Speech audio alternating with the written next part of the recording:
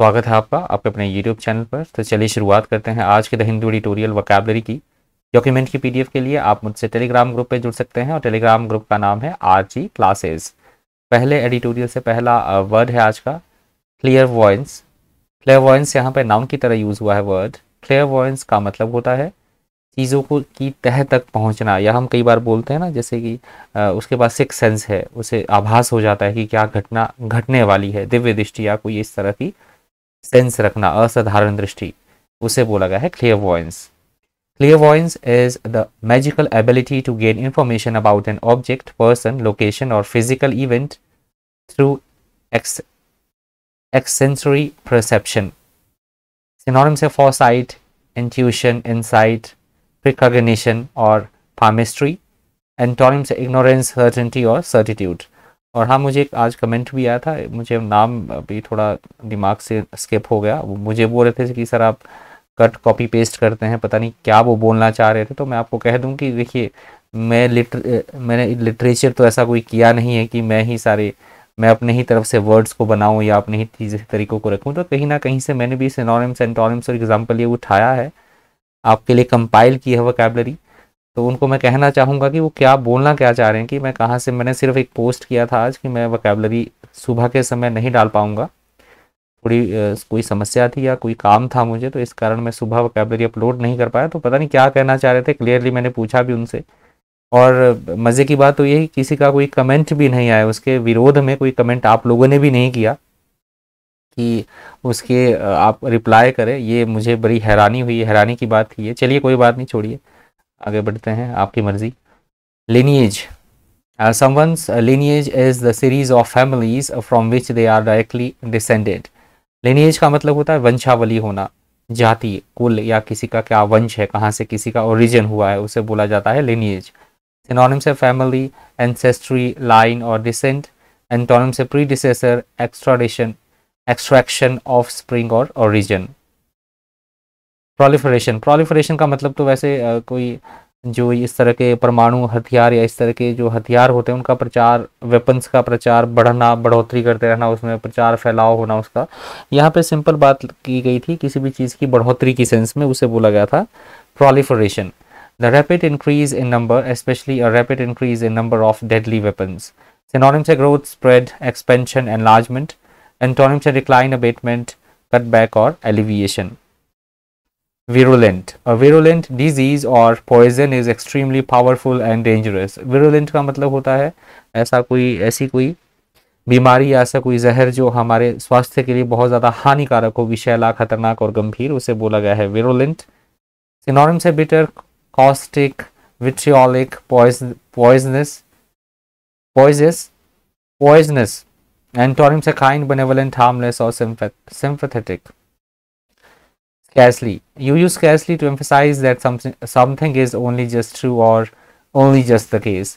Scarcely का मतलब होता है बड़ी ही मुश्किल से, कठिनाई से, या किसी चीज़ की बहुत ज़्यादा कमी होनी, दुर्लभता, उस सेंस में भी इस वर्ड का यूज़ होता है scarcely का। Synonyms है barely, hardly, just और seldom. Antonyms है abundantly, highly, exceedingly और generously.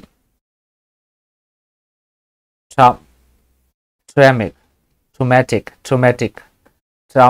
एक आपने वर्ड सुना होगा, ट्रामा सेंटर, मतलब झटका लगना किसी को, इस तरह के, जहाँ पे इस तरह के रोगियों का इलाज किया जाता है, ट्रामा, तो उसी से वर्ड बना है ट्रोमैटिक।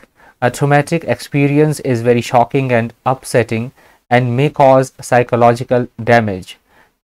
ट्रोमैटिक का मतलब होता है ऐसी कोई चीज़ जो कि हमें आघात पहुँचाए, जिससे हमें बहुत ज़्यादा सदमा लगे, ऐसी कोई गंभीर चीज़ या गंभीर बात, ऐसी कोई स्थिति उत्पन्न हो जाना जिससे हमें गहरा आघात पहुंचे, उसे बोला गया है ट्रोमैटिक। ट्रोमैटिक के सिनोनिम्स से हैरोइंग, डिस्ट्रेसिंग, पेनफुल, स्ट्रेसफुल, एगनाइजिंग और अपसेटिंग। एंटोनिम से पेनलेस, अनफ्राइटनिंग, हैप्पी और बेनिफिशियल। पेंडेमिक, बहुत बार वर्ड रिपीट हो चुका है, देख लीजिएगा, इजी वर्ड है, काफ़ी बार हमने, बहुत बार, डेली दूसरे तीसरे दिन ये वर्ड कभी ना कभी आ ही जाता है जब कोई डिजीज से रिलेटेड कोई एडिटोरियल होता है। Fatigue is a feeling of extreme physical और मेंटल टायर्डनेस। फटीग का मतलब होता है बहुत ज़्यादा थकावट होना, मेंटली या फिजिकली हम बहुत ज़्यादा थके हों, थकावट हमें महसूस हो, उसे बोला गया फटीग। सिनोनिम्स है tire, exhaust, wear and enervate. Antonyms energize, refresh, alacrity और interest.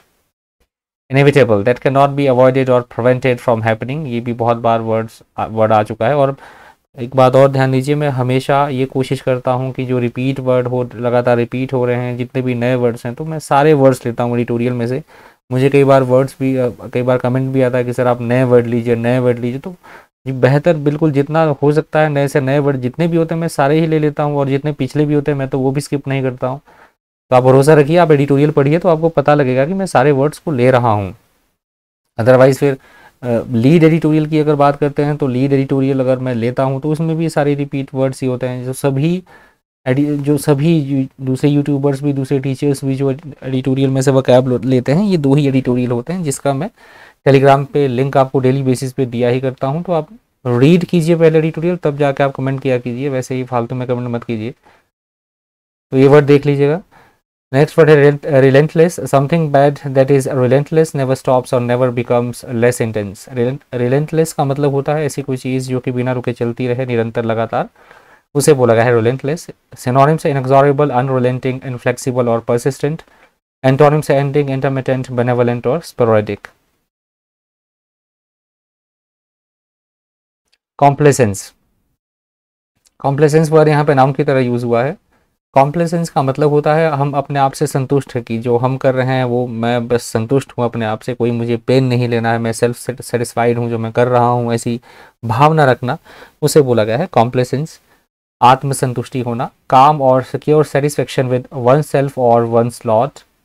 Self satisfaction, that is called complacence. Synonyms है self satisfaction, self complacency, complacency, conceit और प्राइड। एंटोनिम्स है agony और burden.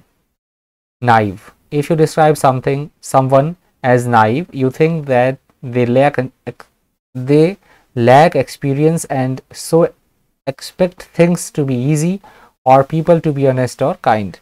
नाइव का मतलब सीधा सा आप समझ लीजिए जो भोले भाले होते हैं, सीधे साधे होते हैं, या जिनको काम करने का कम अनुभव होता है, उन्हें भी बोला जाता है नाइव, नौसिखिया। सिनोनिम से गल्लिबल, इनोसेंट, चाइल्डिशली और फूल। एंटोनिम से कनिंग और इनसाइटफुल।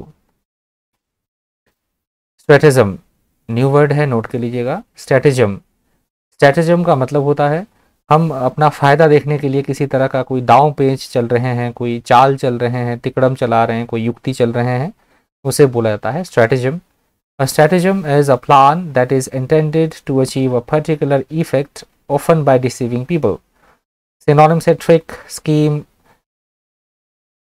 device, ploy, subterfuge और tactic. Antonyms है truth, honesty और honor. Severe वर्ड भी बहुत बार हमने डिस्कस कर लिया है। सिवियर होता है किसी चीज़ की हम गंभीरता को दिखाना चाह रहे हैं, कोई कितनी कष्ट दे सकती है, कष्टप्रद है, कठोर है, उसे इंडिकेट करने के लिए इस वर्ड का यूज़ किया जाता है सवियर का, सीवियर या सवियर। रेस्पिरेटरी, न्यू वर्ड है, वैसे न्यू वर्ड नहीं भी हो सकता, काफ़ी सारे लोगों के लिए सुना होगा, कॉमन वर्ड है रेस्पिरेटरी। रेस्पिरेटरी होता है हमारा श्वसन तंत्र, हमारे फेफड़े, सांस लेने से संबंधित बात की जा रही है, क्योंकि कोविड के बारे में एडिटोरियल दिया गया है तो इस तरह की चीज़ें दी गई एडिटोरियल में। रेस्पिरेटरी का मतलब सांस लेने से संबंधित। सिनोनिम्स एंटोनिम्स देख लीजिएगा। कंप्लायंस वर्ड भी बहुत बार हमने रिपीट कर लिया है, वर्ड बहुत बार डिस्कस किया है। कंप्लायंस का मतलब होता है आपस में सामंजस्य बिठाना, चीज़ों को अनुकूलता होना, उसे बोला गया है कंप्लायंस। प्रूडेंट का मतलब होता है समझदार होना, बुद्धिमान होना, अपनी बुद्धि विवेक से कार्य करना, उसे बोला गया है प्रूडेंट। सिनोनिम्स है केयरफुल, वाइज, जुडिशियस और सेंसिबल। एंटोनिम्स है इम्प्रूडेंट, फुलिश, केयरलेस और वेस्टफुल। यहाँ से सेकंड एडिटोरियल शुरू हो रहा है, तो आज तो वीडियो को डिसलाइक ही कर दीजिएगा, क्योंकि एक भी कमेंट नहीं आया आज, तो डिसलाइक बनता है, डिसलाइक सभी आज डिसलाइक कर देना प्लीज़। पहला वर्ड है प्रोहिबिशन। प्रोहिबिशन का मतलब होता है किसी काम करने के किसी तरह का कोई प्रतिबंध लगा है, अवरोध, निषेध, प्रतिबंधित, उसे बोला गया है प्रोहिबिशन। सिनोनिम्स है interdiction, embargo, banning, prohibiting. Antonyms entitlement, permission, sanction और अथोराइजेशन। एसेंट का मतलब होता है स्वीकृति देना, जैसे मैं आपसे स्वीकृति मांग रहा हूँ आज कि आपने लाइक तो करना नहीं है तो डिसलाइक ही कर दीजिएगा। एसेंट का मतलब होता है रजामंदी, सहमति या स्वीकृति, उसे बोला गया है assent. If someone gives their assent to something that they has been suggested, they formally agree to it. Synonyms है कंसेंट, अप्रूवल, एक्विएसेंस, एग्रीमेंट और सैंक्शन। एंटोनिम्स है डिसेंट, डिसएग्री, रिजेक्शन और स्क्वेबल, डिनायल।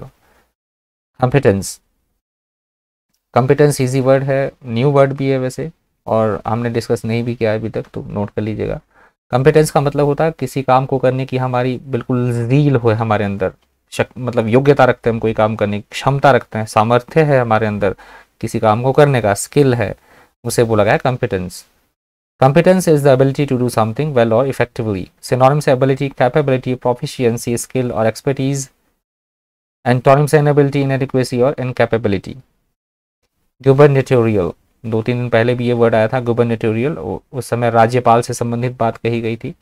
तो जो भी राज्यपाल से संबंधित बातें होती हैं, उनसे संबंधित कोई काम होते हैं, राज्यपाल संबंधी बातें की गई है यहाँ पे, तो उसे बोला गया gubernatorial. Gubernatorial means relating to or connected with the post of governor. Synonyms administrative, governmental, presidential, executive or official. Antonyms non-governmental, electable or employee. Contrast. Contrast का मतलब होता है चीज़ों में एक दूसरे में उल्टी होना या विभिन्नता होना, साफ तौर पर अलग दिखाई देना, उसे बोला गया है contrast. The state of being strikingly different from something else in juxtaposition or close association. Synonyms are difference, dissimilarity, disparity, distinction or variation. Antonyms agreement, compare, similarity or copy. Ordinance. An ordinance is an official rule or order, especially from a local government. Ordinance का मतलब होता है किसी भी तरह का कोई कानून, अधिनियम, विधान या नियम, किसी तरह का लॉ, उसे बोला गया है ordinance. Synonyms are decree, order, regulation, statute. Antonyms are disaster, accident, commotion or hazard. Intrigue. Intrigue is the making of secret plans to harm or deceive people. Intrigue का मतलब होता है किसी तरह का कोई साजिश, कोई चाल चलना, कोई कुचक्कर, किसी के खिलाफ कोई प्लॉटिंग करना, उसे बोला गया है intrigue. Synonyms are plot, scheme, fascinate, interest, machination, conspiracy. Antonyms are bore, dismiss, neglect or displease.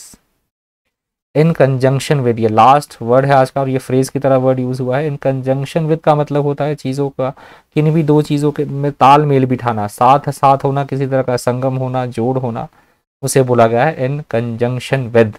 One thing is done in conjunction with another, the two things are done और use together is called in conjunction with. I hope आपको session fruitful लगा होगा, informative लगा होगा. इस session में इतना ही. इस तरह के इन्फॉर्मेटिव वीडियोज़ के लिए बन रही है चैनल पर. Thank you, thanks for watching.